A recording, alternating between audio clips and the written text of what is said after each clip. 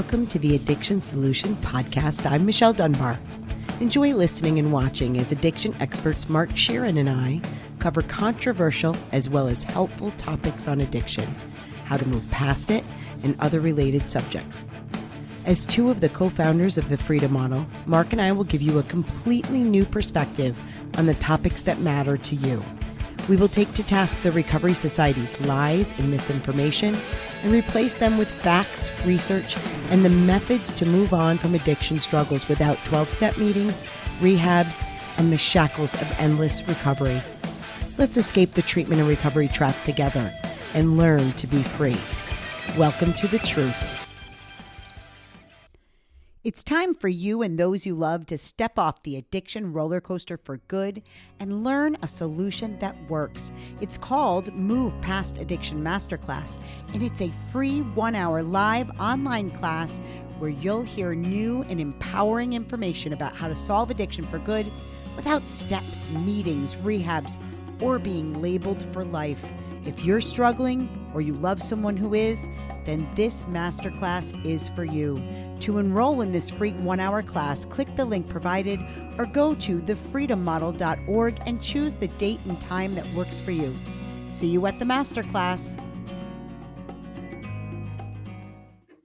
Hey, everybody. Hey, welcome to the Addiction Solution Podcast. I'm Michelle Dunbar. And I'm Mark Scheeren. And we, along with our colleague Stephen Slate, wrote the Freedom Model for Addictions and the Freedom Model for the Family. And what we're gonna I just want to say this is the first time we've recorded a podcast with our new little setup here, which is kind of cool, and the first time we've recorded a podcast since Mark came back. Yeah. So it's been 3 weeks probably. Yeah, he was. I just want to tell people that he spent basically 2 weeks out in the wilderness. I did. Like a crazy person. Yeah. And there was a snowstorm. A blizzard, actually, where I was up on top of a mountain in a blizzard, and we got, 16 inches of snow. 16, 18 inches. Then we had to pack out because the snow was getting so deep that we were going to get snow blocked in. So that was not fun. That part was not fun. No, they were in a tent and everything was like self-contained. But they had to pack out, like between the two of them, like 150 pounds. Yeah, it was brutal. It was brutal. But they were safe.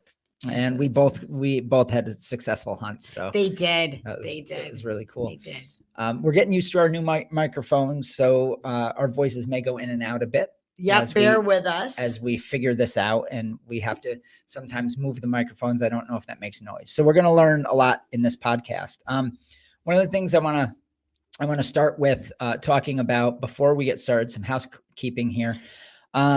We have our Move Past Addiction Masterclass. And for those that have not attended that, if you really want to understand the basics and the foundation of the Freedom Model, and also if you want to hear some lessons that we teach in the Freedom Model online program, we go over 2 lessons. Yeah, really good ones. Yeah, and we go over loss of control and whether addiction is a chronic progressive illness, which we debunk both of those ideas in about 5 slides as an example of part of what we do. But we also go over the history, who we are, and why you would want to move forward with the Freedom Model instead of getting trapped in recovery. Yeah, in treatment. Yeah. So if you want to, we're going to have, we're releasing this right before Christmas. So Merry Christmas, everybody. Yeah. But that we do have master classes scheduled right through the holidays, right into January. And they're free. So even if you can't attend the live class itself, it's a good idea to attend it if you can, because you can talk to us directly and ask us questions. But if you can't attend the live class because the time doesn't work for you, enroll anyway, and then you'll be able to see the replay later on in the day. Now, the next thing, so we have the masterclass that's free. And then we just developed, Michelle's putting the finishing touches on our deprogramming from 12 steps workshop. And that's a pre-recorded, this will also, by the way, it's a standalone workshop. So you can, we'll have time set up for that. And then you can watch it as well. It'll be pre-recorded. And no, we won't have time. No, That's right. it's pre-recorded. Right. It's a standalone product. That's right. I'm not used to that. We have it in the online program right now, but we're retooling it. And then we're going to make it available. We have had a lot of requests for it. So we're going to make it available as its own little program. Right. And so if you're leaving AA, if you feel kind of trapped in recovery and you're leaving AA, this will literally help you walk out of it with less angst. You'll feel a lot more confident as you peel yourself away from it, knowing the truth about it. Yeah. So I took what we have in the online program, which was pretty comprehensive, and we retooled it with new information and cleaned it up and really spent some time rebuilding it from the ground up with new presentations and things like that. The whole goal is there's a whole group of people, 1 million strong, that are in AA throughout the world and don't want to be there. Yeah. But they're scared to leave. And I call it, recovery purgatory. You're sort of in this weird world in between. And I sat in that purgatory for nearly a decade. So did Michelle. We knew that something was very wrong with the 12 steps, but we couldn't put our finger on it. And it took us a long time to research that and figure it out for ourselves. So we're now passing that on to people. And in less than really an hour and a half, you'll be able to understand why something's amiss and exactly why. And also that you can leave without any reprisals and your life will take off. Yeah, absolutely. So be looking for that. And lastly, hopefully by the time this airs or right after it, our app will be available and you'll be able to get the deprogramming right through our app. You'll be able to access the online program quickly and easily. The masterclass. Through our app, you'll be able to access the masterclass easily through our app. We're very excited. It's been a long time coming. And be looking for that too. Now let's get started. I wrote down this topic, I don't know, probably before Mark went on vacation. And I don't know where it came from, but I think it's a good one. It is very good. I want to know, how do you work on solving addiction? In AA, it's popular to say it works if you work it, right? We get people tell us that all the time on social media, the AA people that troll our stuff. They're like, you just didn't work it. So what does it mean?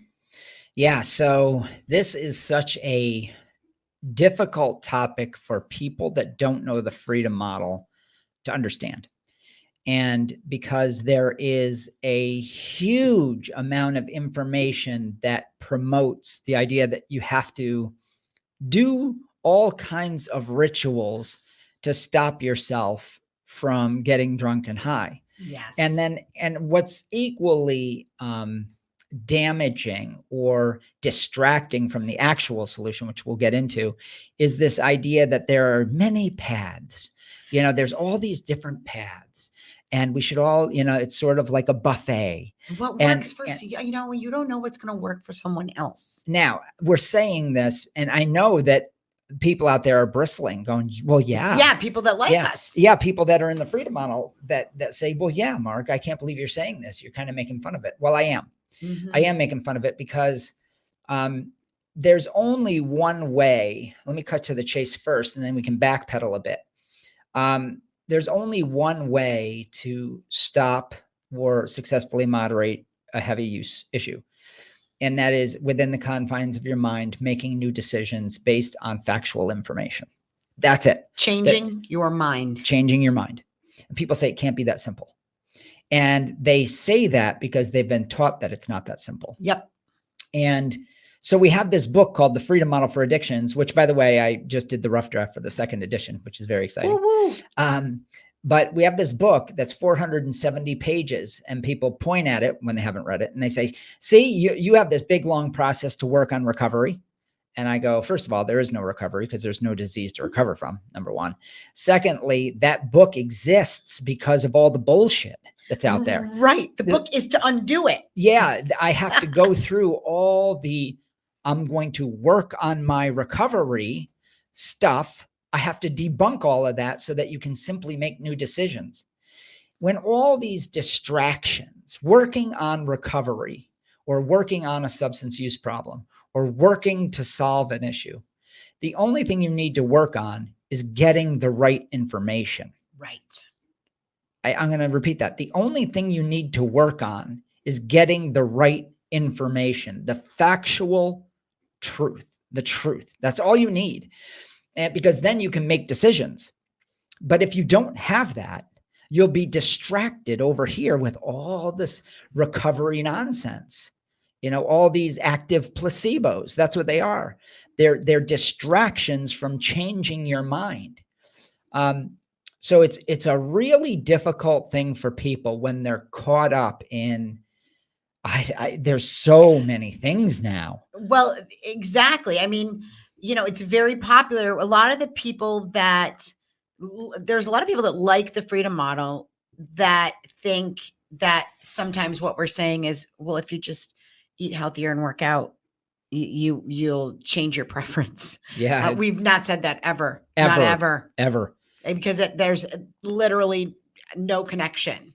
There are people that think we're saying, to replace things, even though we specifically have a chapter on not replacing, because if you mindlessly try to replace your substance use with something else, you still have this preference for it that's intact. And eventually, because what you're doing is you're doing a process of denying yourself what you still really want to do and forcing yourself to do something that you don't see has the same value. That's right. That can't compare to the perceived benefits that you see in the drug. So Michelle said it, if you leave your preference intact based on a lot of mythology, here's what's wild. The perceived benefits of heavy use, what we call addiction, right? The perceived benefits are addiction. And that drives compelled use. Now, all of what I just said is basically nonsense. The perceived benefits are perceived benefits. The drug doesn't actually create all this beneficial things in your life. It doesn't stress relieve. It doesn't provide escapism. It doesn't take away your anxiety. It doesn't solve trauma. It doesn't change your mind for you. It doesn't give you a license to misbehave. It doesn't lower your inhibitions. And it doesn't even do any of that temporarily. So those are all the perceived benefits that you have. You believe they do all those things. So if you believe that, well, then you're going to have a massive appetite for it, because any magical drug that does that is amazing, right? Mm-hmm. It's amazing. Who wouldn't want that? So you're going to mindlessly replace that by going to the gym? I mean, that's ridiculous. It's never going to work. Now, so there's nothing to work on except for debunking all that. Yes, learning. So debunking the lie that substances do magical things. And debunking the lie that you're out of control, and debunking the lie that your moods dictate your behaviors. So whenever I feel stressed out, I'm going to have a drink or go get some cocaine, or whenever, that there's triggers, the things that trigger me. There's so many lies. There's so much misinformation. Debunking the lie that you're somehow broken inside, that you can't drink like other people, or you can't control yourself around drugs. I mean, all of this, there's so much misinformation. So if you're going to work on something to solve your addiction, all you need to work on is learning. Yeah, that's it. Imagine that you're trying to create a trade in your life. You want to be certified in heating and cooling. Well, then you would go to school to do heating and cooling, right? You would have no knowledge on it, and you'd have to do tutorials and labs, and it's learning, right? And then you apply and then experiential learning, right? Because you can, when the trades, you can sit in a classroom all day, but until you actually go out and do it, it's just theory. That's right. So the way you work on, there is no such thing as recovery, by the way, because you're not broken. There's nothing to recover from. And so it's what you're working on is just understanding that there's nothing wrong with you. Right. And that you've made a choice for something that you do based on the perceived benefits of that.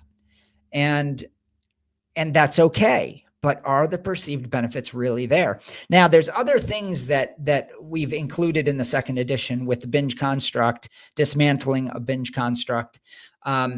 You build this whole thing around yourself. And then if you're not careful and you haven't done the Freedom Mile and you don't know the facts, if you're not careful, you're going to go do all this mindless other recovery stuff. You're going to do, trauma therapy, which may be great. But some people get so lost in that because they connect it to their use, and they actually reinforce the concept of addiction as this holistic sort of nightmare in their life that's connected to everything. So sometimes the very therapies that you're using can end up being really problematic. So you end up working on a whole bunch of stuff that isn't really that beneficial. Well, it's the word I'm using, superfluous. Superfluous. Right? I wouldn't have got that. I would have been like superfluous. So it ends up, it's a distraction. It's a distraction from becoming mindful about your use and how good is it and how much do I still like it. And really it comes down to being open to new information, really being open to it. And then by applying it, what we're saying by applying it is becoming mindful. Yeah. So here's what happens. Steve has some good lines in the beginning of the book where we talk about, I'm losing it. It's going away. Hang on. I'll catch it. Oh, that we're not saying that it's just a choice, but this is really important. When you have debunked and swept away the lies, it really is just a choice. Yeah, that's what it comes down to. But when it's not just a choice, when you're sitting there and you're going, oh, this is horrible. It's so difficult for me to understand why I do what I do. I get, and you're just in that hopeless, miserable state. All of that hopeless, miserable state exists because you are distracted from the reality that this is something you're doing to yourself. Yeah. And there's reasoning, some of it, much of it faulty reasoning, but you're using the power of your mind and your free will and your autonomy and your pursuit of happiness, but you're using it with a whole bunch of ideas that are keeping you trapped in it. So the choices become very volatile and painful. And you don't know why. Well, the reason is because you're basing your decisions on other lies. It's layer upon layer upon layer of mythology and fantasy. And this awful condition exists. Why you're so mystified and broken, why you get angry when I say it's just a choice is because you feel like it isn't one. Because your belief system reinforces it to such a massive degree that you're fucked. I was there. I know what it's like to be so hopeless and overdose and be in the hospital and all the stuff that goes along with being in jail. I was in jail at one point, and all these types of things. And if somebody came up to me at that point and said, this is just a choice, I would have been like, fuck yourself. Yeah. That it's not just a choice. But the wild part is that when you learn the facts, and you learn why you're doing what you're doing, how that's happening, and that well over 90% of the ideas that you have surrounding this topic are complete and utter nonsense. They're not true. You'll be shocked. Then freedom hits. You're like, oh, I can just let go. Why would I live my life by lies? Well, that's it. Like I can remember thinking and saying, I think I said it to you more than once when we were, there's a lot of people that are like, how can you bash on AA because you were there, you stayed sober. I mean, the truth of the matter is Mark and I were abstinent the whole time we were in AA. Yeah. But I can remember thinking the whole time I was in AA, and even when I was sponsoring people and talking to them about going to meetings, I can remember saying to people, it doesn't matter whether you go to meetings or not. Like I knew intuitively Yeah. there is nothing magical here that's keeping me sober in the meetings. There's, if anything, the meetings made me want to drink. I mean, seriously, there is, if we weren't like glamorizing our drunken escapades in the meetings, we were Demonizing the alcohol and saying how powerful it is, or we were just trash talking each other. I mean, it was just so negative all the time. It felt really like not like we were going in a positive direction. It was very strange. And I always knew, I'm like, this is not what we should be doing. It was just this underlying thing that felt very, very wrong. Now, when we would leave the meetings and we would have social time together, like there was a bunch of group of young people, that was fun. That was fun. But the meetings themselves were like bizarre. I mean, even growing up in it. I know. So yeah, you make a good point. So this underlying tone of sort of, you're sitting there in disbelief going, none of this really makes sense. And we hear it all the time, where people say, and this is the statement, and I'm sure many of you out there in the audience are going to identify with this statement: AA doesn't resonate with me.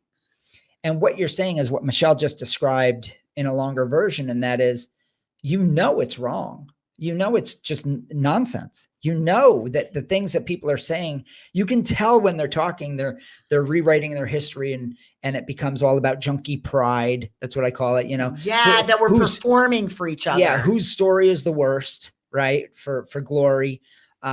And to be the best AA member you can be because you need it so bad because you're such a bad addict and alcoholic. I hated that.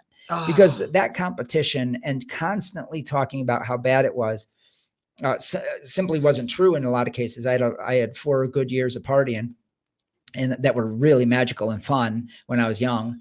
And then 2 years that were hellish. They really were terrible, lonely endeavors. But that's being accurate. In AA, it was all over the place. It becomes like a competition. That's what sort of groupthink does. Yeah. And it becomes this homogenous movement where everybody has to play the role. Stepfordy. Yeah. Yeah. Everybody Stepford says Wives, the same words. Yes. Everybody like has the same beliefs. Everybody just kind of parrots each other. And that's happening in society outside of AA. Yeah. Right. Yeah, it's really strange. Right there. And now the mantra is, well, there's many paths to the same route of recovery. No, there's one route. It's called the human mind. It's called deciding for yourself whether the perceived benefits are real, challenging that, and then challenging your fantasies that you carry, your deviance, your hidden drug use. There's all sorts of things that you need to challenge and say to yourself, do I need this in my life? And is it performing the results? Is it getting the results that I wish it would? And here's what's wild. With all the misinformation, all the nonsense surrounding the powers of alcohol and drugs, we have an entire industry that says it's killing everybody. And it is killing a lot of people, right? And it's destroying lives. A lot of lives are destroyed, right?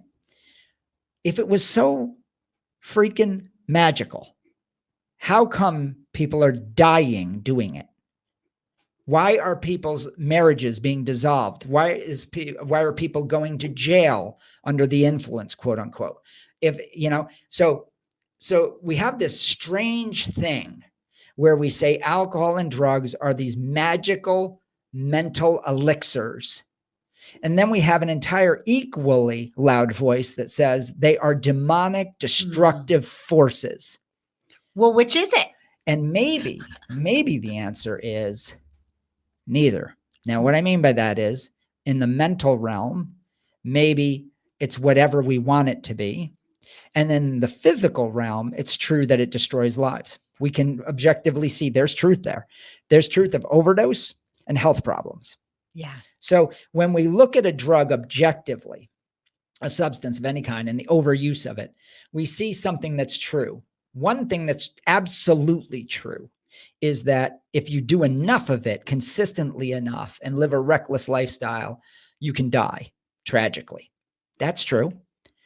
But all this mental and emotional benefit that we see on the one side of the coin, which is the advertising, the marketing of the drug companies and your drug dealer and the drug cartels and the pharmaceuticals companies, all of that is positively based. Then when that fantasy that they're selling doesn't work out well and your life turns into a tragic mess, then the treatment industry picks up the mantle and says drugs are demonic, wrong, enslaving, you get addicted, and they're going to pick up the mantle. Both are making money based on a belief. And the belief is sell the wares, sell it as the most positive thing in the world. It falls flat because it can't provide those things because drugs don't. That's what the freedom model is all about. And then, you know, the treatment industry is going to say, yeah, well, drugs are terrible. You know, so which is it? It's both. It's whatever you're experiencing, because they're giving you a false promise on the front end that falls flat. And then the treatment industry says, see, we told you it falls flat, doesn't it? It's wrong. It's bad. You're an addict. You're an alcoholic. And there's no answer there either. So in the end, what you need to do is figure all that out, which you can through the freedom model. Sweep all that away. You don't need treatment. You don't need recovery. You don't need rehabs. You need to make a decision about what you want in your life and move on. Well, I wanted to say this a while back, but what I wanted to talk about was our friend. We have a friend on social media, Rainey, and Rainey did a video a few days ago, and which is true, which is that everyone gets addicted to something. The drugs and alcohol are the only difference with drugs and alcohol is that there's that placebo, the active placebo. So you feel something physically, right? That you may interpret as being positive, beneficial, something you like. Yeah. But addiction, actual building habits is normal. It's a normal part of being human. That's right. And so when Mark was talking about how everyone changes, you change without even knowing it.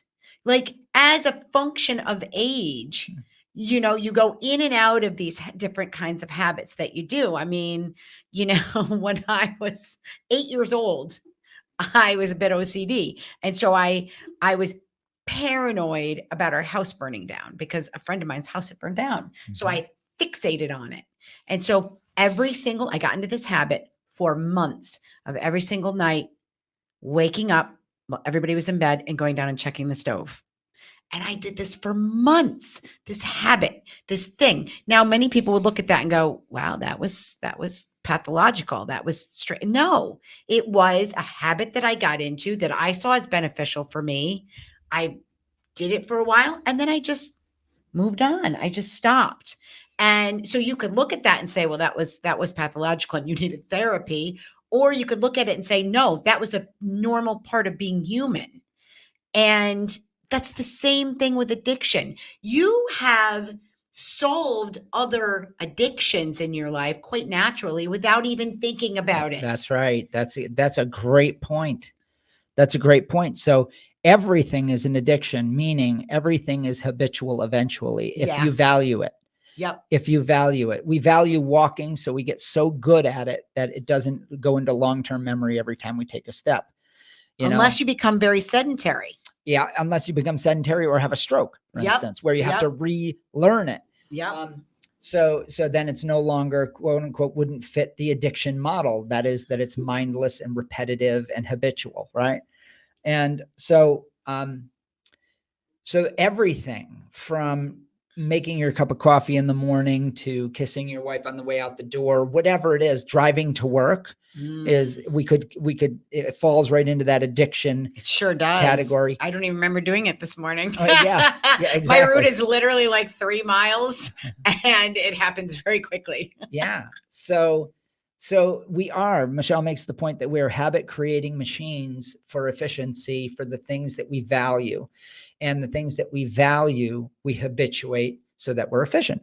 It's just another way of saying it. And drug taking is no different. It's only when we imbue drugs and alcohol with magical emotional and mental capability to change your mind and change your emotional life that it becomes a special addiction, a special habit, one that we can't control, that is overpowering, enslaving, cunning, baffling, powerful. These are all words that we use. Yes. It's craziness. It's real craziness. It's all started by Bill Wilson, this drunken idiot stockbroker that started AA, wanting you to believe this crap.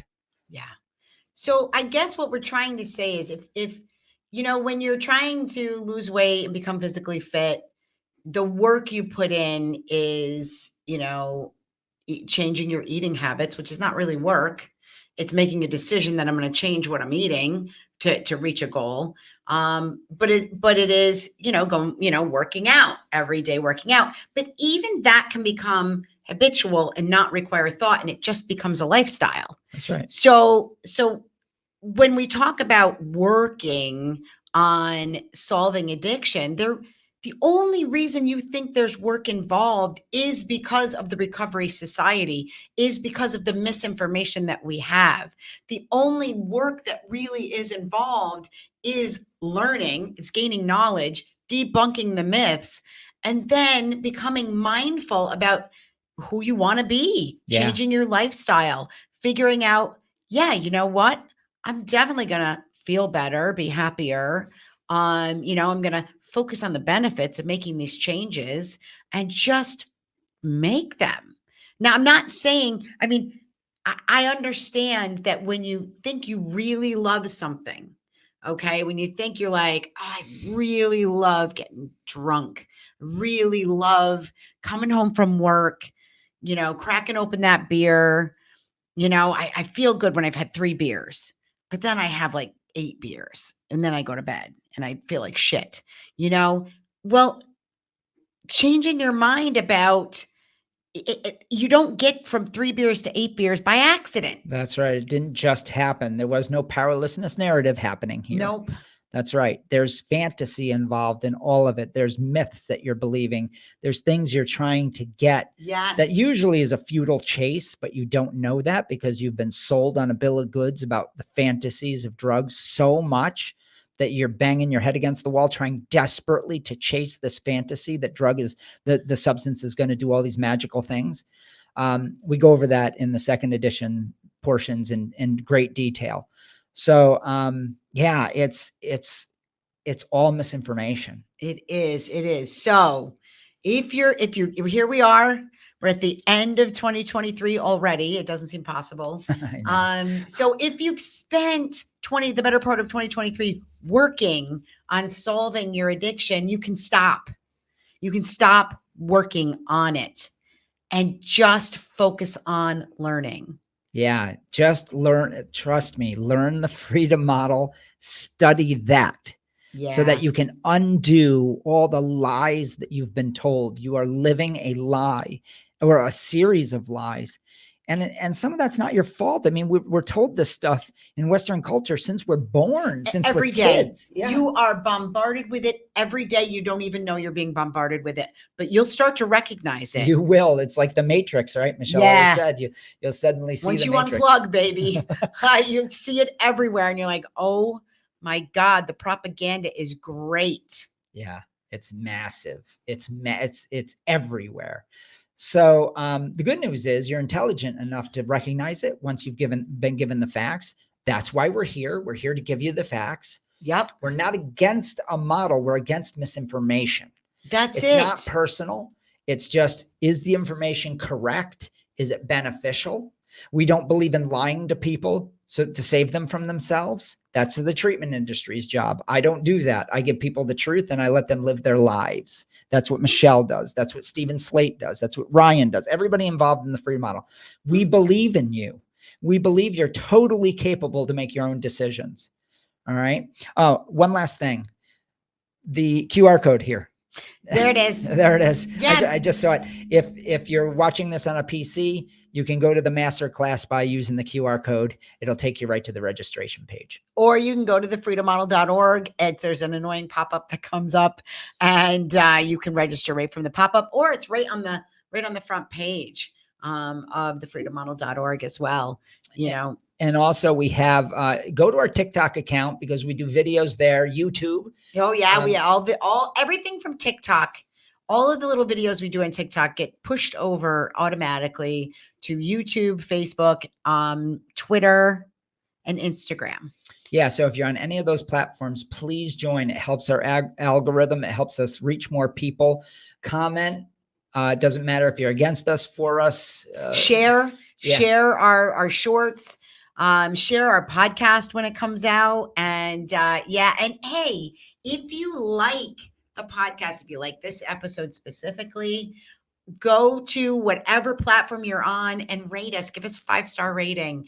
And you can always, if there's a topic you want to hear about in 2024, this is good. Email us at info at thefreedommodel.org. And we respond to those personally. We do. That comes directly to Mark and I. Or give us a call at 888-424-2626. All right, everybody. Merry Christmas. We hope you all, or happy Hanukkah, whatever you're celebrating. We hope you have a wonderful rest of the year. Yeah. Give yourself the gift of freedom. All right, everybody. Take care.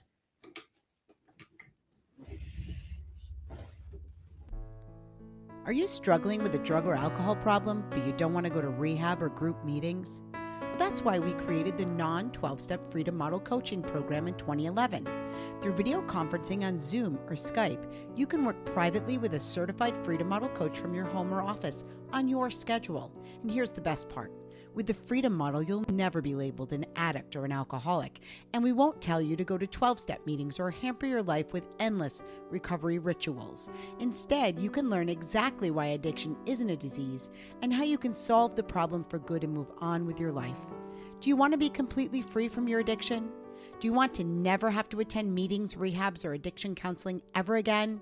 And do you want to solve your problem from the comfort of home? Then call us at 888-424-2626 to talk with a Freedom Model coach today and experience the Freedom Model difference.